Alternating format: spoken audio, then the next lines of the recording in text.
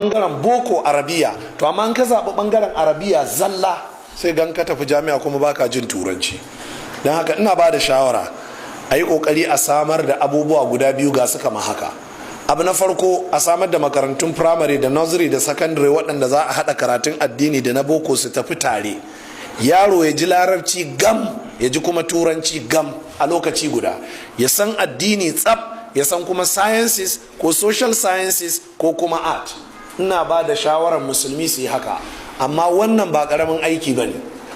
Wannan irin makarantar ba za ta yi day ba, wannan irin makarantar ba za ta yi a waɗannan makarantun da kuke biyan naira 2,000 ko 1,800 ba. Dole ne you must think twice. Ahlus sunna musulmi ku sake tunani.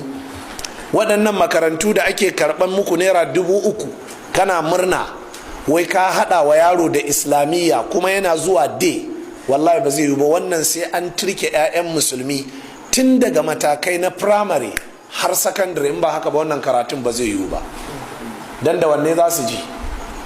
Da karatun ana yin shi langa da kafa ɗaya, ko kuwa da in sun dawo ga 'yan kwallo suna jiransu a anguwa, ga 'yan drama suna jiransu.